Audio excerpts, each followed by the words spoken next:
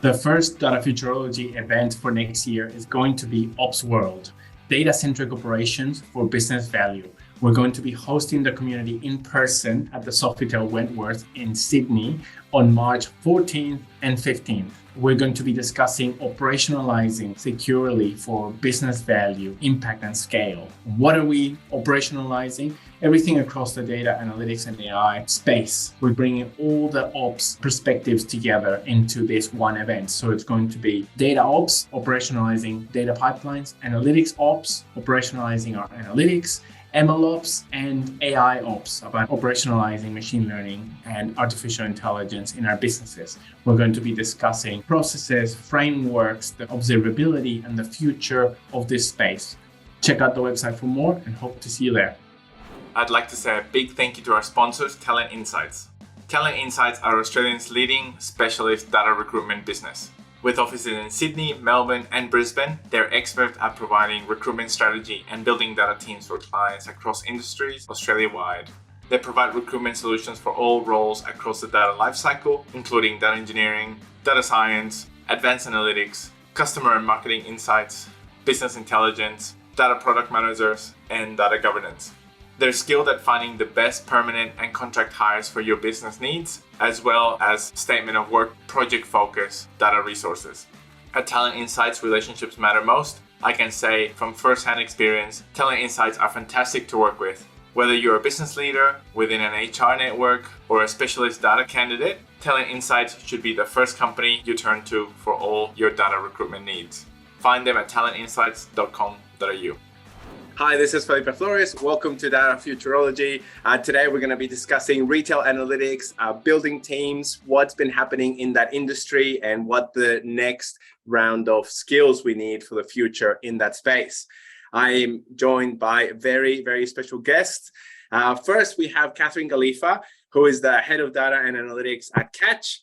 We also have Nick Mary, who's the head of analytics, partner and members at Flybuys. And we have Stuart Garland, who's the director at Talent Insights Group. Guys, how are you all feeling today?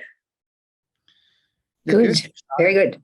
Yeah, nice, good nods there. I like it. So we might do a round first of intros to hear about your role and your remit. We might start with Kathryn and go around. Then sure. Stuart. Thanks, Felipe. So yes, my role at Catch, I'm the head of data and analytics. I've been at Catch just over 2 months, so still relatively new to the whole retail scene. Background prior to Catch was in Victorian government and banking for sort of 12 plus years. So very different, moving from a corporate world into a sort of startup tech company vibe, but really exciting to make that change. And at Catch, my data and analytics team supports the whole business. And so we have teams that focus on marketing and digital, on the whole marketplace and retail and customer service space operations, and also the fulfillment process from the dispatch and delivery of orders. So lots of really different use cases when it comes to data and analytics. Yeah, that's super interesting. Keen to dive into those spaces. And for the people who don't know, Catch is part of the Wesfarmers Group now. Is that right? We are, yes. So we joined Wesfarmers a few years ago, and we've recently joined part of a new division called One Digital, which includes Catch, One Data, and One Pass, our customer loyalty program. So it gives us a really strong focus around data and digital capability to support the whole Wesfarmers Group. So it's a pretty exciting place to be. Super exciting. Thank you. Thanks, Kathryn. Stu, from your side, intro and remit. Yeah, sure. Yeah. So hi, as you mentioned, I'm the director for Talent Insights in Victoria. I've been with Talent Insights now for literally a couple of years now. My background is 16 years in recruitment, but I've only and always specialized in data analytics. A lot of that is focusing on retail clients, of course, as well. We do work closely with the Wesfarmers Group as well. So we focus very much on placing data analytics professionals into organizations and very much focusing on data science, data engineering and insights and those sort of areas. Amazing. Thanks, mate. And Nick, your remit at the moment and your role? Yeah, sure. Look, so the role is head of analytics, a partner and member. And I guess I describe the team as really the outward-facing function, analytics function for flybuys. So our key remit is to look after the analytics requirements of our key shareholders, and partners. And they are dominated by both Coles retail group and also then the Wesfarmers retail group, which includes Catch as well. So that's Bunnings, Target, Officeworks, and Kmart. So that's, look, I've been here for about 3 years. Prior to that, had a number of stints, both on service side and client side. So small stint with PwC, Experian, Telstra. And prior to that, I had a major, I guess, change of career to an extent, because I started my career actually in the mining industry. So I often say that I started off analysing data about rocks, and then at some point switched to looking at people. So that's my history. Yeah, I love it. Yeah, no, definitely. When you're mining, it seems like it's more of a closed loop system, that you have sort of a lot of machinery, a lot of sensor data. There's a lot of physics that go into play, and you can get much more accurate and reliable models and predictions when compared to when you analyze people and their behavior. There's definitely a drop there in accuracy, predictability, and then when you throw in things like COVID, then it gets even trickier. Absolutely, and don't get me triggered on the mining industry, because I'll get excited. But that's a whole other story. But the one thing I would say is that people, to a certain extent, are actually somewhat. We are quite predictable. And we're all sort of basically built off the same sort of plan. So once we get large volumes of us, we become quite usefully predictable from an analytics perspective, I guess. Very interesting. And Kathryn, yeah, a few notes from your side. How do you feel about the predictability of people? I think if we ask an individual, they might not feel like they might feel like they don't want to admit that we're predictable, but how does it look from your side? I know personally I'm an incredibly routine person, so I would say I'm very predictable. But that's the thing I've always loved about analytics. It's always been in the customer space, because I just think there's so many interesting things that we can model and discover about people, behaviours, preferences, affinities. The possibilities are endless. And I think when I sort of first started my career and realised segmentation is not about a finite, or there's no right or wrong. So there are a number of different segmentation models that you could build, and they're all suitable for different purposes. And so you don't, as an individual, fall into one segment ever. It's really a closest fit. And so that was a real, I guess, insight into the fact that we can categorize people, but they're always going to be outliers and people that are the edge of profiles that might, dip in between different profiles at times, depending on what's happening in life events and or even just in daily events. We do a thing called Happy Fingers, where you just give how you're feeling for the day from a 1 to 5, and it's based on your whole of life. And sometimes it's your home life that's driving the way you're feeling, and other times it's your work life that's driving the way that you're feeling. So I think as humans, we can dip in and out of segments, and we might have a core set of preferences that we tend to stick to, but there will be times that we stray outside of those. So that's what sort of keeps me coming back to customer analytics. I love it. That's excellent. Thank you so much. And I think it's very related to the next topic I wanted us to jump into, which is around team building in retail. And I think a lot of similarities to what you just said there, Kathryn, in terms of that people in our teams will have different preferences over time, maybe different priorities. And as we build our teams, we have to create the flexibility and the pathways for people to have longevity in their careers and be able to shift across time. From you guys, maybe I'll ask you, Nick, first. How have you gone building up your team on in your time at Flybuys? What are the things that you've been looking at? How's that been going? Yeah, look, it's been an interesting story, and look, to be fair, I've looked after this team, supported this team for just over 2 years now. It has been an established team, and in fact, it'd be interesting to see, in terms of other sort of major analytics functions across sort of tier one businesses. I suspect that this team has been in place for longer than most. When you think the Flybuys program started 27 years ago, I think it is now. It's been around for quite some time, and analytics has obviously formed a sort of key part of that business for a long time in terms of being able to, target and personalise messages, providing members value, partners value, and those sorts of things. So the team has been established for a long time. What I would say has changed is the amount of pressure on analytics teams generally to create insight with real business relevance. Now, we've always talked about that, but I think today there's far higher expectations than there were even, let's say, 5-10 years ago, for analytics teams to really be able to join up that insight right into the critical parts of the business, both tactically and strategically. And that's an area I think has really fascinated me, and we'll probably explore that a bit more as we continue to talk. But that's probably the main thing that I think we've identified with this team, and that is trying to really build the capability for communication back into stakeholders, businesses. Yep. Yeah.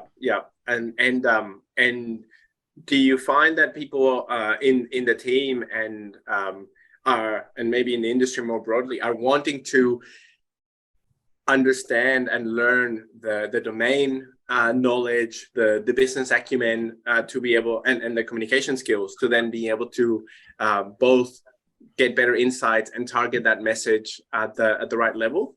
It's a great question, and I think it's one of the challenges for someone who goes into analytics and is particularly focused on the real hardcore technical statistics, data science, and those sorts of things, which is obviously a career in itself and absolutely vital to, if you like, this profession. Some people have that skill set, but also have an aptitude and an interest in perhaps what you might describe as softer skills of relationship management, of actually building out communications abilities with stakeholders. I don't think it's for everyone, and I think it's a big decision often in an analytics or data science career to make the choice to move more towards what I might call that sort of more consulting. People talk about analytics translators, that side of the industry, because the reality is it often takes people away from the hands-on technical. It's a difficult path. It's a bit difficult path to walk back from once you're down there a few years. We know that technology, we know that the capabilities of the industry change so fast that you've got a lot of catch up to do if you're out of it for even a few years, I think. Yeah, really nice. Thank you. And Kathryn, from your side, how do you see the balance, or for some people might feel like a competition between the soft skills and the technical skills, and how do you position those when you design your team structures? Well, I have a confession. I'm not a fan of analytics translator roles because I think it absolves analysts from developing the skills of consultation and defining a problem. And I think what differentiates good analysts from really good analysts is that understanding of business context and that ability to really drill down into what's actually important to the business. And I'll answer that question specifically. I think analysts can tend to want to boil the ocean or want to use the most sophisticated techniques. And I generalize. But the really good analysts that I see are those that are able to really, crystallize that understanding of what's the business trying to solve and, solve for that problem in particular. So I think it can absolve analysts from developing those skill sets that I think need to be part of everyone's capabilities. There's obviously a continuum, as Nick spoke to. There are some roles that are highly business facing and so need to be strong in that space, and others that aren't. But I do think it needs to be, on the spectrum for every role. And then when it comes to recruitment, I always think the technical skills can be taught if you've got the technical aptitude. So as Nick mentioned, the technology landscape's changing so rapidly all the time that if you really try and peg yourself to recruiting people that have experience only with particular tech, then you're really limiting your options. So I think it's about recognising the technical aptitude. And so then the ability to train people across different platforms, if that's the case. Harder to train is curiosity and proactivity and, the whole behavioural elements of the soft skills. So that tends to be what I look for in an interview process, is really strong sort of performance in the soft skills with an aptitude to be able to learn the technical elements.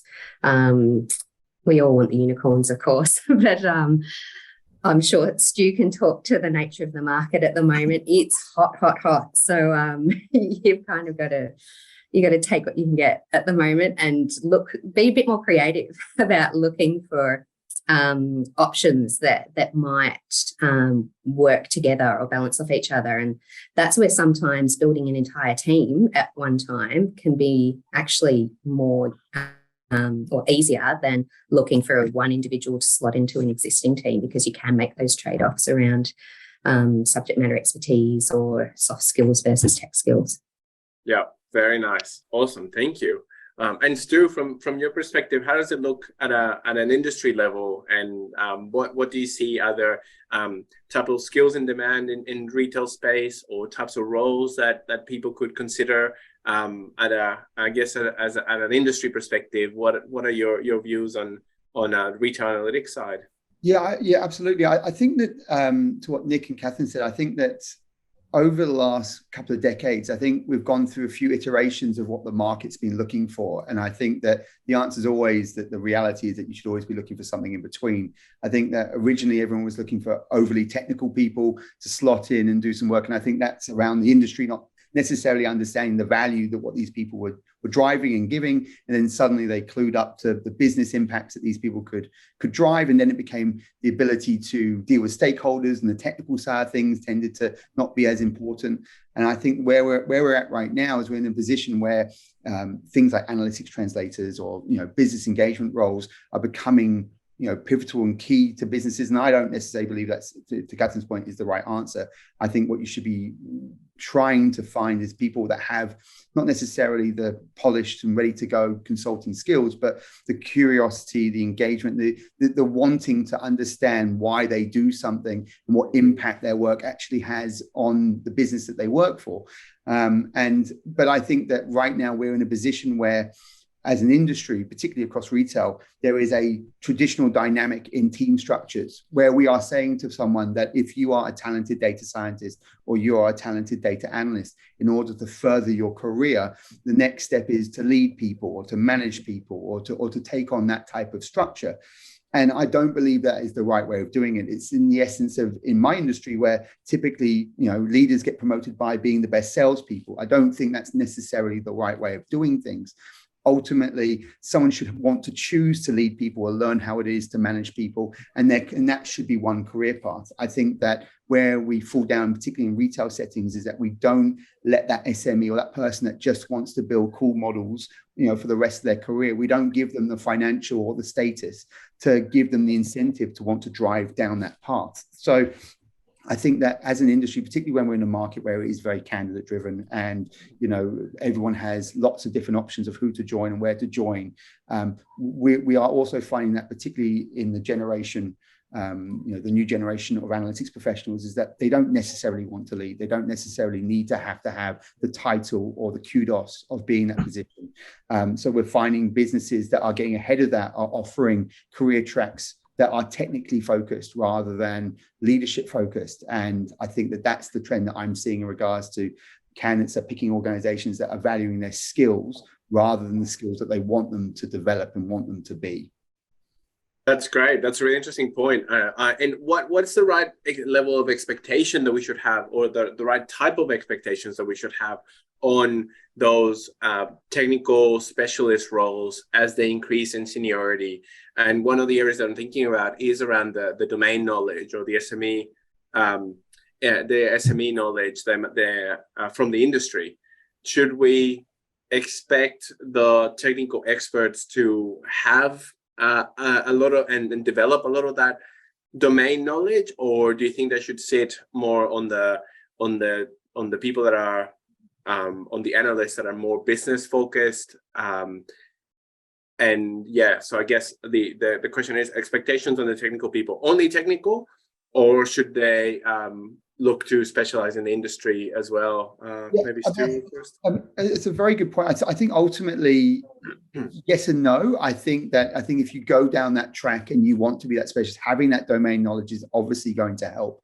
I think that the answer is, if you want to go down a technical path, where the trade-off is, if you're not going into that leadership function, if you're not going to take ownership of a department or a team or division, you're taking ownership over projects and the deliverables of the models or what have you. And what you are doing is you're taking something into production, and you are showing value from that side of things. So obviously the domain knowledge is going to be vital and important, but I do believe you can bring those skill sets in. I think as you move into your technical role and you become more important, more senior, more experienced, I think actually, to Kathryn's point and to Nick's point, I think really, if you're not leading people, you still should be engaging with the business. What you are learning is you are learning the ability to demonstrate the value, to have the conversations about why you are doing what you're doing and what impact that's going to have on the business at a more senior level. So rather than dealing with a stakeholder at a peer level, you're probably doing that at an exco level.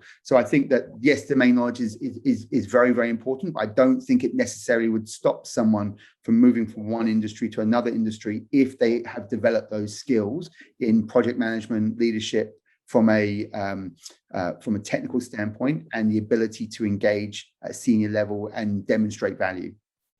I agree with that from a project perspective. And the other thing I think is around capability. So when I think probably one of the more successful competencies or practices at building out that technical career pathways in the data engineering space, and staff engineers, principal engineers, and I'm looking to those sorts of roles for advice and thought leadership around the tech roadmap, for example. So I think they can play a really strong role in strategic pieces, and really own that technical domain for their particular competency.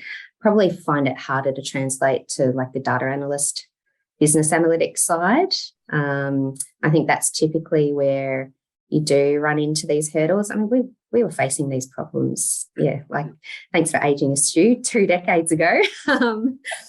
Back in my banking days, we were talking about, that lack of career progression for technical analytics professionals. And I don't know that we've had much improvement in that space. I think data scientists, data engineers, that are the more technical professions, there's the room for that, but perhaps still lacking somewhat in the business analytics, sort of data analyst space. Yeah, no, I totally agree, and I think, and maybe this is a good topic to dive into around the tenures. So longevity in roles, and what type of things we can do to start to increase that. It's definitely something that a pain point that I feel. I know that a lot of other leaders feel it as well. Maybe Nick, from your side, any thoughts on increasing tenures at jobs? What type of things we could be doing? Yeah, absolutely. And I think and it's probably a topic we're going to talk about anyway. But I think the obvious example is the recent pandemic and the work from home and those sorts of things feeding into then not just in this industry but every industry, a level of expectation around work-life balance, which has become now a reality for many people. And I think it's very, very quickly got to the point where that is an absolute expectation, and you get asked that in job interviews now.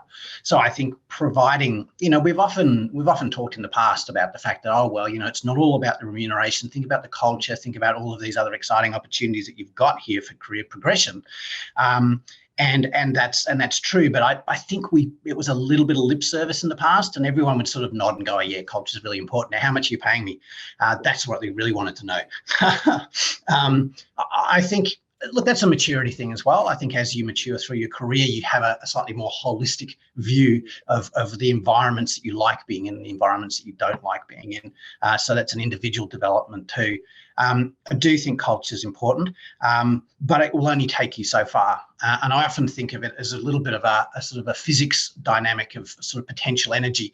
The greater the difference between what you're paying and what the market's paying, there's that pull, if you like, that sort of pull to you're going to lose people, basically, the bigger that differential. And the bigger that differential, your culture's got to have to get really, really good to fill that gap. And so it's a bit of a continuum with that, I think.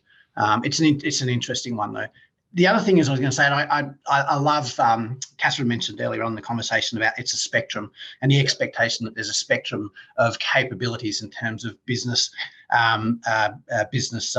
acumen, if you like, and knowledge. I think also it's the same with people across many, many dimensions. And I think some people are much happier and would like to see that longevity in their employment and with their employer. Obviously, culture plays a part there. Other people really do like moving on. And after 3 or 4 years, whether that's personality-wise, whatever it is, some people are just going to get that itch and going to say, look, I just need something new. I need a new challenge. So it's an individual thing as well, I think. Yeah, it's interesting. I've definitely changed my personal views throughout my career. That early on, I did want to move on and get exposure to new environments, new industries, new companies, cultures, tech stack, etc., new types of problems. And over time, I've changed my views to realize that it takes time to have the impact that you want in an organization. That it's not about coming in, solving a technical problem, and then walking out being like, it's done. Now the company's going to be great. On to the next one. That, you need to drive a little the cultural side, the adoption, change management, and that those things take time. And as a result, I've noticed a shift in one of my biases in hiring. That, like we all have biases in there. But I do look for people that have longer tenures, and ideally people who have experience in the industry. That shows me that there is a level of interest. But I don't know if those are fair, right? Like it's kind of something that's in a state of flux. Maybe Stu, I'll ask for your thoughts on tenures, increasing tenures, and whether we should be considering people with longer tenures. What do you think? An industry experience? Yeah, well, I mean, I think that from a should we be considering people with longer or shorter tenures really depends on what the role is and what you actually want from that individual. I mean, I think that you've got to think about, there are some high level technical roles I think of in regards to if you're in the process of building your platform, or, bringing in a data engineer, for instance, that has gone across 3 or 4 different builds over the last 4 or 5 years might be useful, because from that perspective, you've got 3 or 4 different pain sets, lots of different scars in regards to what went wrong and more importantly, what went right. So from that perspective, maybe you would be a little bit more considerate of someone that actually has 2-year tenures across 3 different companies. However, if you've got someone from an insights perspective where you're looking to build up a function and you're wanting to build up an environment where, for instance, in your case, Felipe, you're looking to actually drive back to hospitals and you actually try and build those relationships with those hospitals, for instance, having someone that's done that for a company over a period of 5-6 years, for instance, would be useful, because from that perspective, you have that kind of confidence that as long as you're providing the right culture and the right environment for that individual, that person's going to stick around, because ultimately from an insights perspective, the IP is always in the individual rather than the technology that they're using or the data sets that they're getting the insights from. It's that person understanding how to engage, how to deliver those insights and to build those relationships as well. So I think it really does depend on, what you're looking for and where you are in the process of building something or delivering something. I think that in regards to, I'm going to say something a little bit controversial in regards to tenure and how to keep people. I think that we've gone into quite an extreme state post-pandemic, and there is this flexibility that is around that I think will be to the detriment of a lot of people, in the sense of fully remote working, 1 day a week in the office. I think that as human beings, whether we like to think we do or we don't, we do feed off other humans and we build bonds with people. And I think that, coming into the office 2-3 times a week and ideally being around that 3 mark, I think is really where people are settling. I think that is where you're going to find increased tenure, because yes, you can pay them well, you can give them interesting work, but ultimately we make friends with our colleagues. We like and we respect and we want to, be mentored by our leaders. And to do that from afar is difficult, and having that human interaction is very important. So the businesses that expect people to come back 5 days a week are going to suffer. But I also believe that the businesses that are, trying to be quite funky and cool and offering fully remote working, now that's going to have some real benefits in regards to being able to hire anyone from anywhere and dipping into a bigger pool of talent. But I think what you'll find is you'll create a bit of a wild, wild west where, the average tenure is going to drop right down, because ultimately their loyalty is not going to be necessarily to the individual and it's never really been to a company. It's always been to individuals. And I think at that point, when more money or more interesting work comes up, you'll find that people will start jumping and they'll have less connection with someone. So they'll find it an easier move to make. So I think ultimately for me, the core part, if you want to have a culture, if you want to drive the right sort of outcomes from your team, you've got to get them face to face. And that is maybe a traditional view, but I think that work from home or work-life balance is important, but not to the detriment of your own team as well. Well, mate, I feel very old in saying I totally agree. I love hearing that.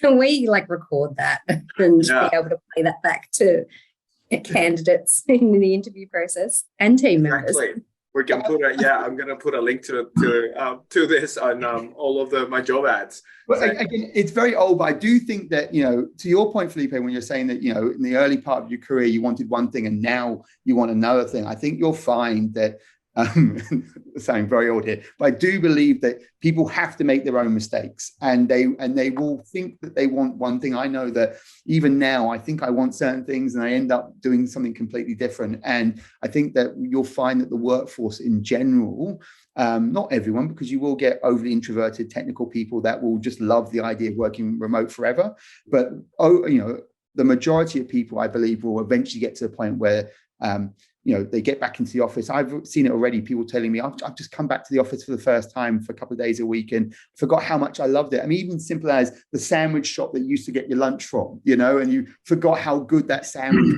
the ability to walk around the town and actually figure out different lunch options. Silly things like that are coming back to people, and they're realizing that, your life doesn't have to be stuck in, your bedroom. You can actually get out there again. Yeah. Nick? I was just going to say, I still laugh at myself because, I've been traveling on a tram into Melbourne City for 25 years every day. And you could never have convinced me that I'd ever find that exciting. But I tell you what, when I first started going in again, I was like a kid in a theme park. It was great. I love it. Oh, that's excellent.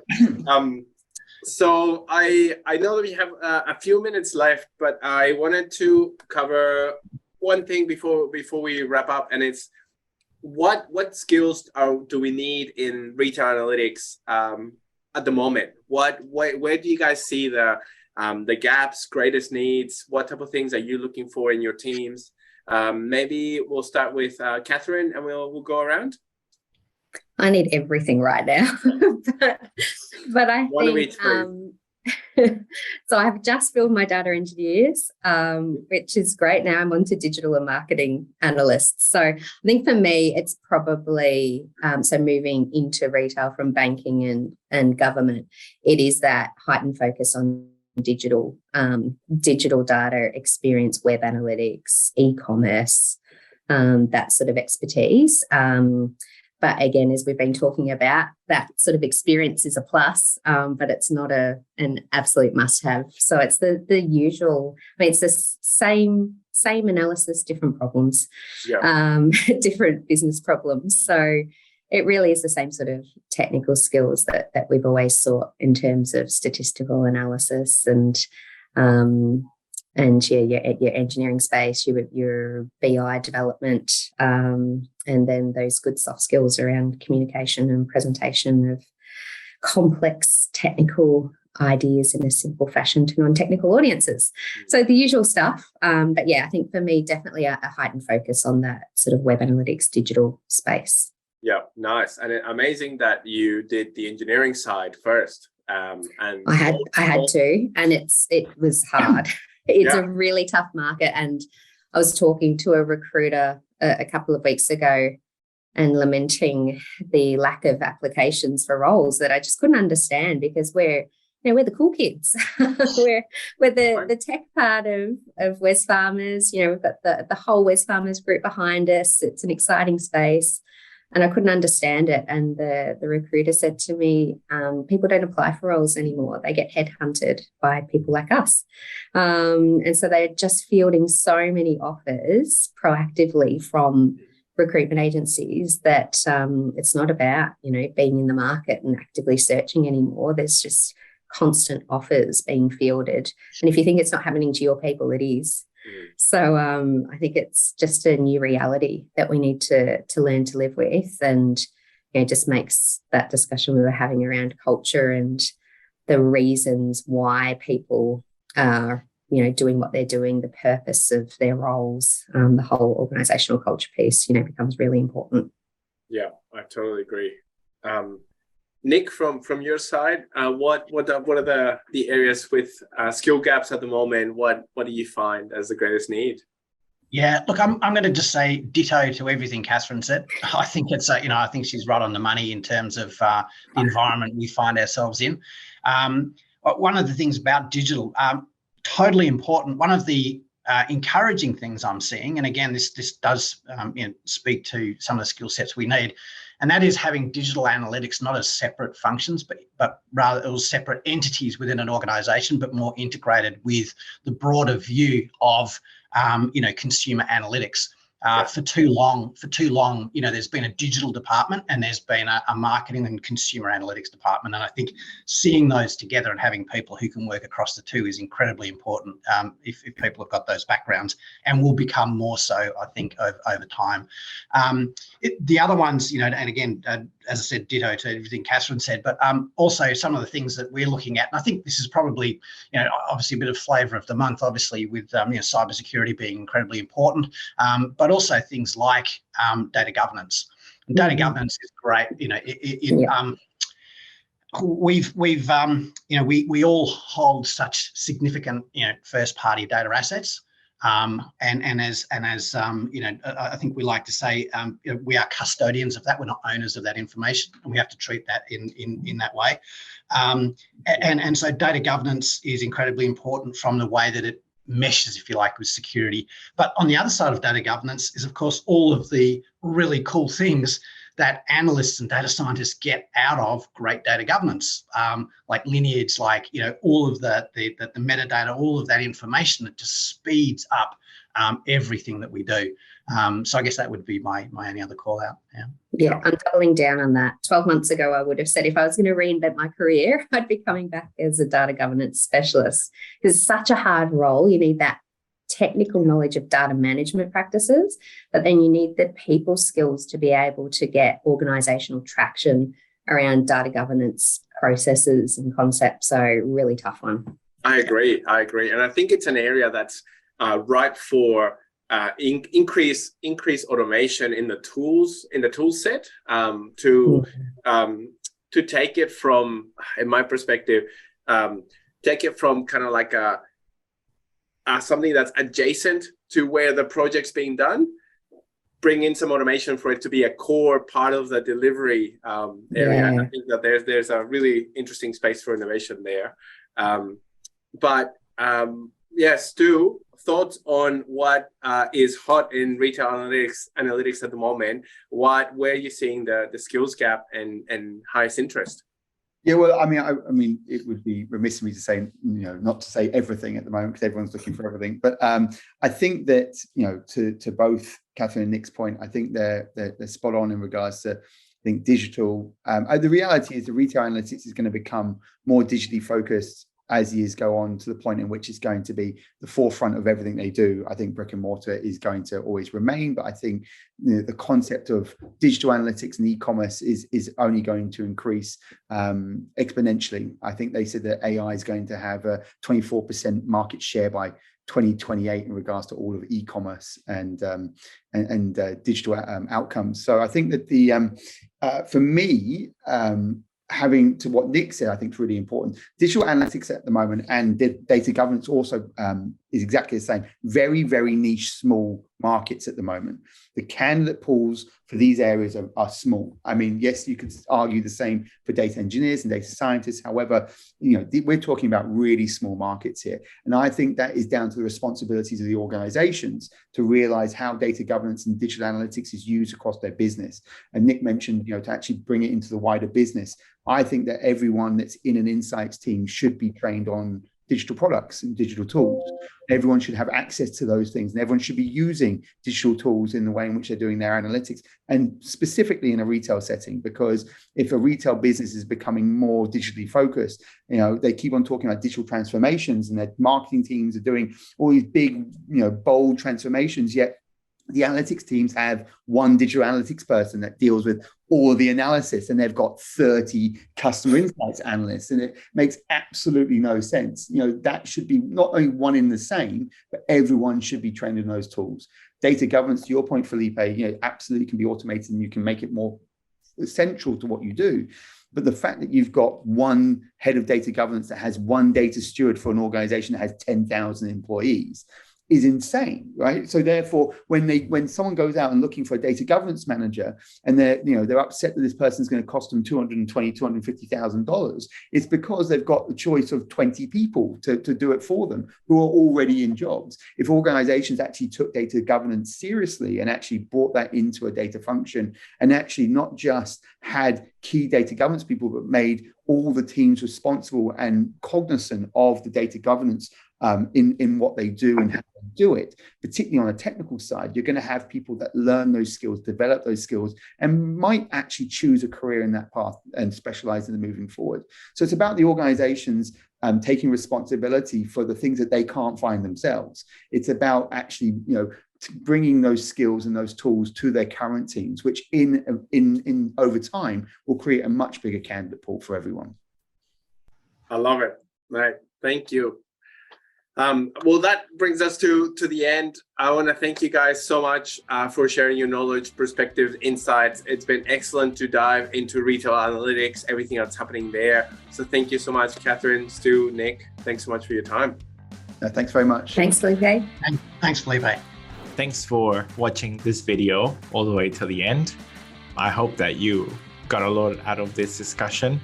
And if you're watching on YouTube, please like and subscribe to the channel so more people can find out about the challenges that leaders have in the analytics and AI space. And that's what we're trying to share in Data Futurology. So please like and subscribe. And if you enjoyed today's episode, please tell your friends. Thank you so much.